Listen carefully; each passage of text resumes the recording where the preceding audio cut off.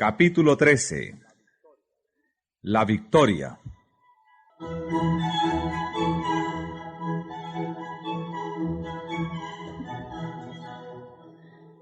Entonces el diablo le pasa a la santa ciudad y le pone sobre las almenas del templo y le dice: si eres hijo de Dios, échate abajo, que escrito está: a sus ángeles mandará por ti, y te alzarán en las manos, para que nunca tropieces con tu pie en piedra.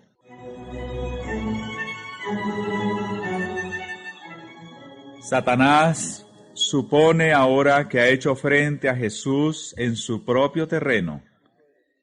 El astuto enemigo le presenta palabras procedentes de la boca de Dios. Se da todavía por un ángel de luz y evidencia conocer las Escrituras y comprender su significado. Como Jesús empleó antes la palabra de Dios para sostener su fe, el tentador la usa ahora para apoyar su engaño. Pretende haber estado tan solo probando la fidelidad de Jesús y elogia su firmeza. Como el Salvador había manifestado confianza en Dios, Satanás le insta a dar otra prueba de su fe.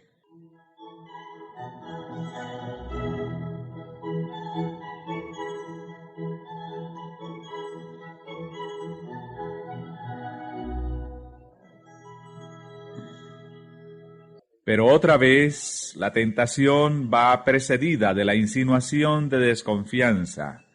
Si eres hijo de Dios. Cristo se sintió tentado a contestar al sí, pero se abstuvo de la menor aceptación de la duda. No podía hacer peligrar su vida a fin de dar pruebas a Satanás. El tentador pensaba aprovechar de la humanidad de Cristo e incitarle a la presunción. Pero aunque Satanás puede instar, no puede obligar a pecar.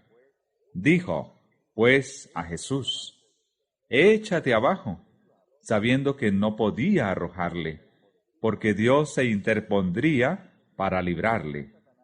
Ni podía Satanás obligar a Jesús a arrojarse. A menos que Cristo cediese a la tentación, no podía ser vencido. Ni aun todo el poder de la tierra o del infierno podía obligarle a apartarse en un ápice de la voluntad de su Padre.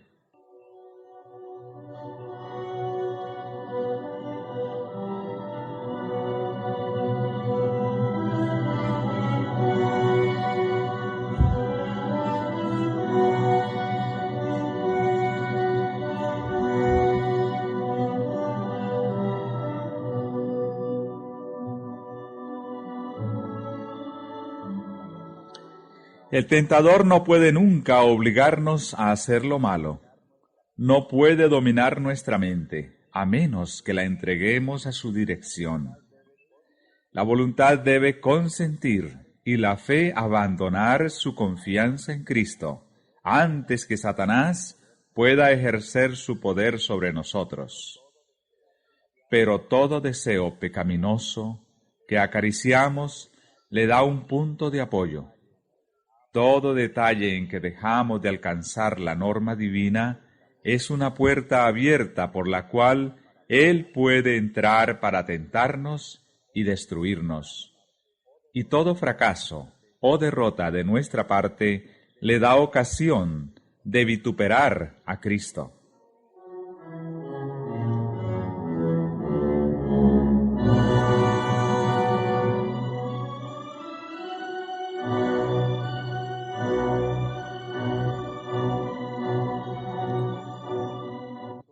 Cuando Satanás citó la promesa: a sus ángeles mandará por ti, omitió las palabras: que te guarden en todos tus caminos, es decir, en todos los caminos que Dios haya elegido.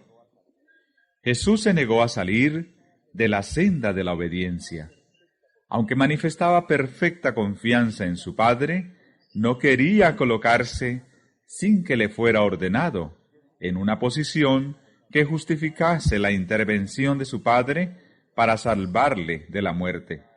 No quería obligar a la providencia a acudir en su auxilio y dejar de dar al hombre un ejemplo de confianza y sumisión.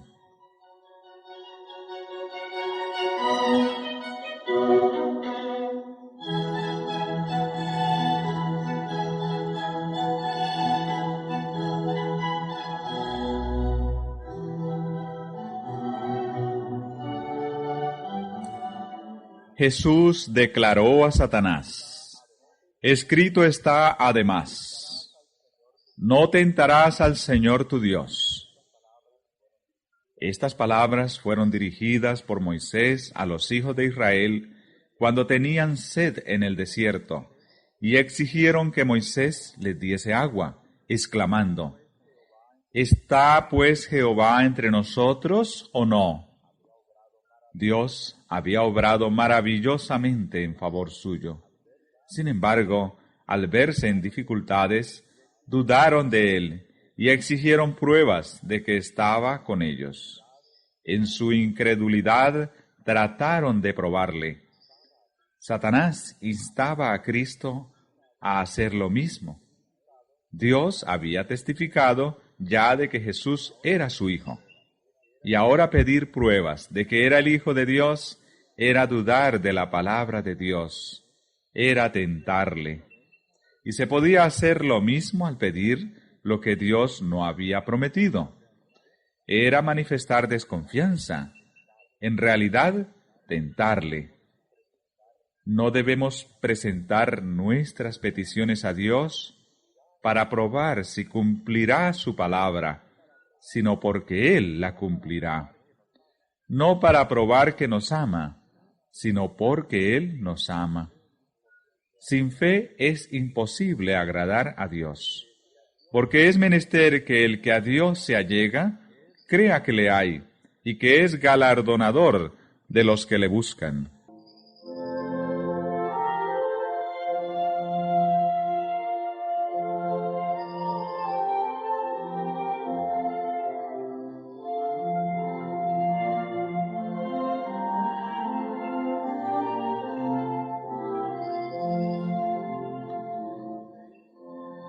Pero la fe no va en ningún sentido unida a la presunción.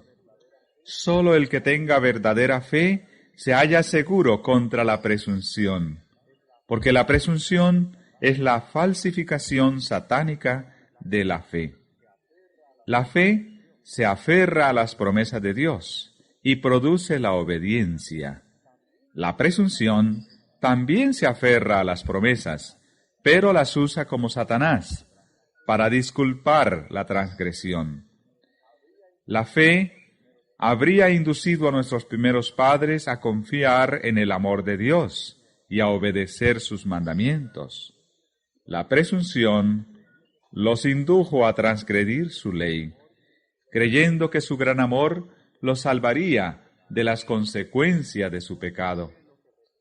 No es fe lo que reclama el favor del cielo, sin cumplir las condiciones bajo las cuales se concede una merced. La fe verdadera tiene su fundamento en las promesas y provisiones de las Escrituras.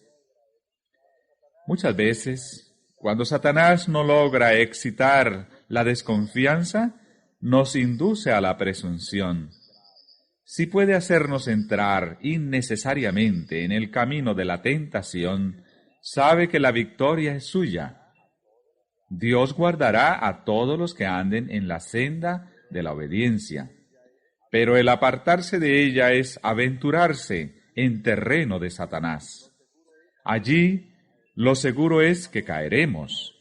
El Salvador nos ha ordenado: velad y orad, para que no entréis en tentación.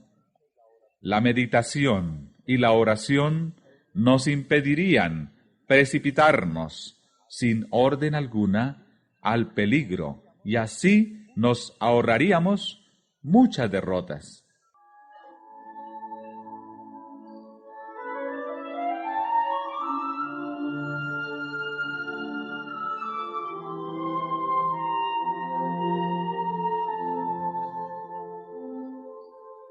Sin embargo, no deberíamos desanimarnos cuando nos asalta la tentación. Muchas veces, al encontrarnos en situaciones penosas, dudamos de que el Espíritu de Dios nos haya estado guiando.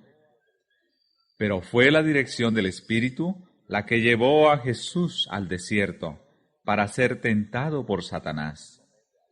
Cuando Dios nos somete a una prueba, tiene un fin que lograr para nuestro bien. Jesús no confió presuntuosamente en las promesas de Dios, yendo a la tentación sin recibir la orden, ni se entregó a la desesperación cuando la tentación le sobrevino. Debemos hacerlo nosotros. Fiel es Dios, que no os dejará ser tentados más de lo que podéis llevar. Antes, dará también juntamente con la tentación la salida, para que podáis aguantar. Él dice: sacrifica a Dios alabanza, y paga tus votos al Altísimo. E invócame en el día de la angustia, te libraré, y tú me honrarás.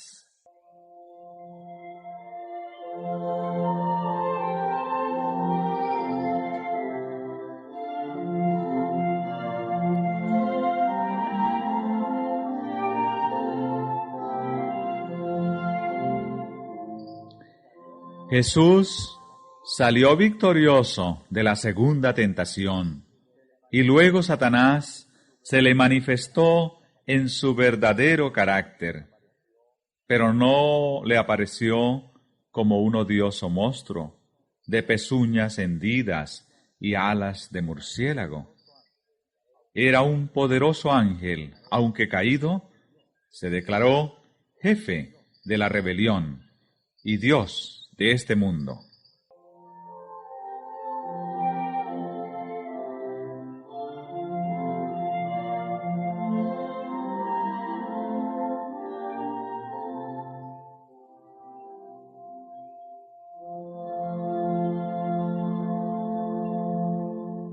Colocando a Jesús sobre una alta montaña, hizo desfilar delante de él, en vista panorámica, todos los reinos del mundo en toda su gloria. La luz del sol hería ciudades llenas de templos, palacios de mármol, campos feraces y viñedos cargados de frutos. Los rastros del mal estaban ocultos. Los ojos de Jesús, hasta poco tiempo antes afectados por una visión de lobreguez y desolación, contemplaban ahora una escena de insuperable belleza y prosperidad. Entonces se oyó la voz del tentador: a ti te daré toda esta potestad y la gloria de ellos, porque a mí es entregada, y a quien quiero la doy. Pues si tú adorares delante de mí, serán todos tuyos.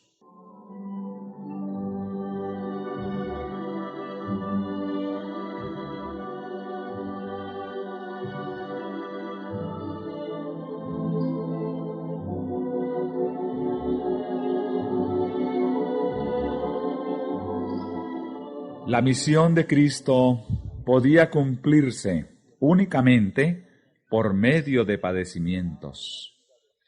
Le esperaba una vida de tristeza, penurias y conflicto, y una muerte ignominiosa. Debía llevar los pecados del mundo entero. Debía soportar la separación del amor de su Padre. El tentador le ofrecía la entrega del poder que había usurpado. Cristo podía librarse del espantoso porvenir, reconociendo la supremacía de Satanás.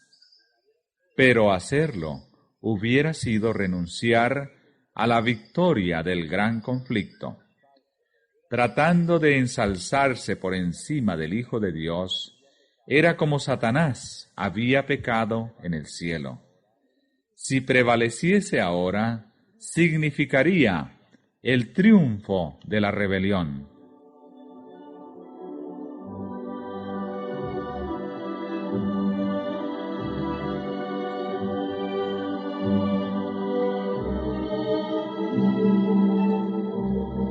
Cuando Satanás declaró a Cristo, el reino y la gloria del mundo me son entregados, y a quien quiero los doy, dijo algo que era verdad solamente en parte, y lo dijo con fines de engaño.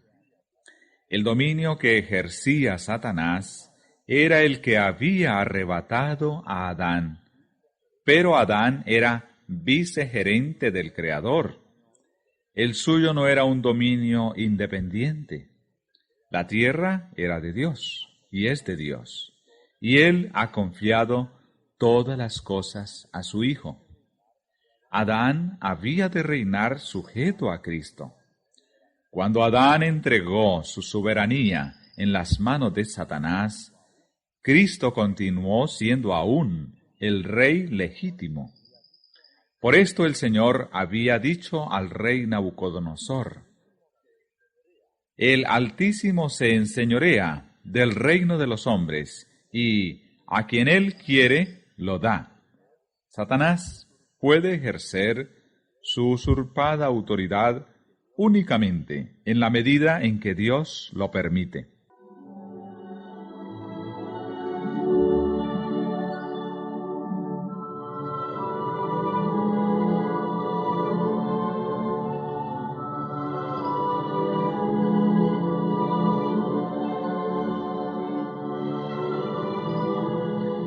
Cuando el tentador ofreció a Cristo el reino y la gloria del mundo, se propuso que Cristo renunciase al verdadero reino del mundo y ejerciese el dominio sujeto a Satanás. Tal era la clase de dominio en que se cifraban las esperanzas de los judíos. Deseaban el reino de este mundo. Si Cristo hubiese consentido en ofrecerles semejante reino, le habrían recibido gustosamente. Pero la maldición del pecado, con toda su desgracia, pesaba sobre él. Cristo declaró al tentador: «Vete, Satanás, que escrito está, al Señor tu Dios adorarás, y a Él solo servirás».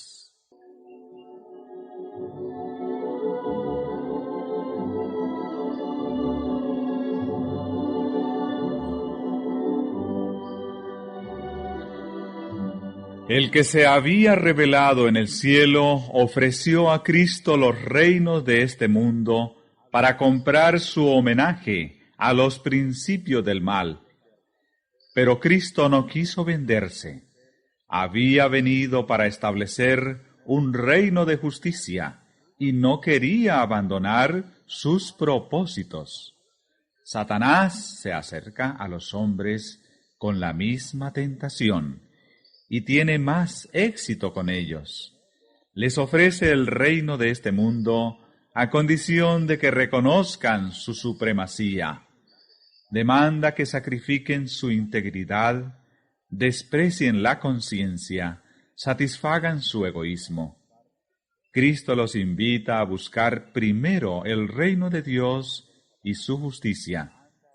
Pero Satanás anda a su lado y les dice: cualquiera sea la verdad acerca de la vida eterna, para tener éxito en este mundo, debéis servirme. Tengo vuestro bienestar en mis manos. Puedo daros riquezas, placeres, honores y felicidad. Oíd mi consejo.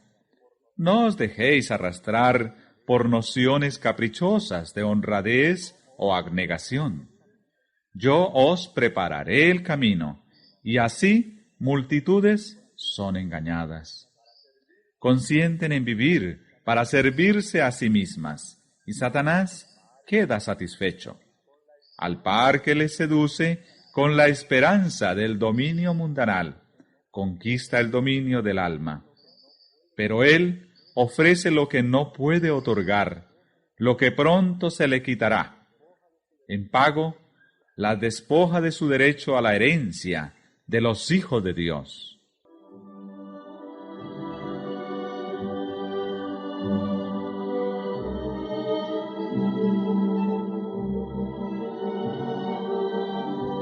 Satanás había puesto en duda que Jesús fuese el Hijo de Dios.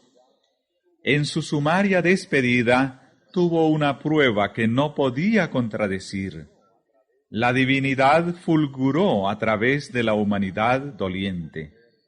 Satanás no tuvo poder para resistir la orden. Retorciéndose de humillación e ira, se vio obligado a retirarse de la presencia del Redentor del mundo. La victoria de Cristo fue tan completa como lo había sido el fracaso de Adán.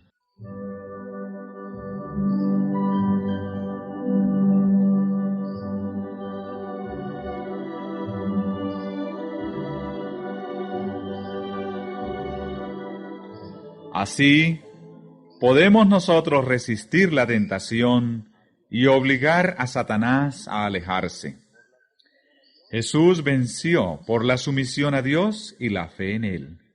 Y mediante el apóstol nos dice: someteos pues a Dios, resistid al diablo, y de vosotros huirá. Allegaos a Dios, y Él se allegará a vosotros.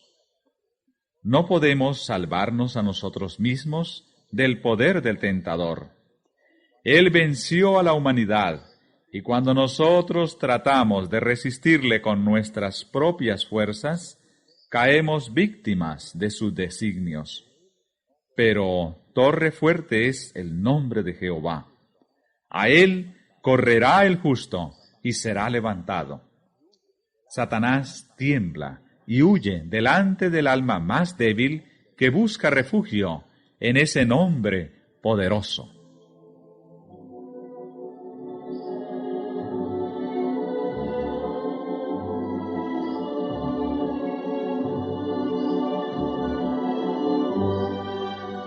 Después que el enemigo hubo huido, Jesús cayó exhausto al suelo, con la palidez de la muerte en el rostro. Los ángeles del cielo habían contemplado el conflicto, mirando a su amado general mientras pasaba por indecibles sufrimientos para preparar una vía de escape para nosotros. Había soportado la prueba, una prueba mayor que cualquiera que podamos ser llamados a soportar. Los ángeles sirvieron entonces al Hijo de Dios, mientras estaba postrado como moribundo. Fue fortalecido con alimentos y consolado por un mensaje del amor de su Padre, así como por la seguridad de que todo el cielo había triunfado en su victoria. Reanimándose, su gran corazón se hinchió de simpatía por el hombre y salió para completar la obra que había empezado, para no descansar hasta que el enemigo estuviese vencido y redimida nuestra especie caída.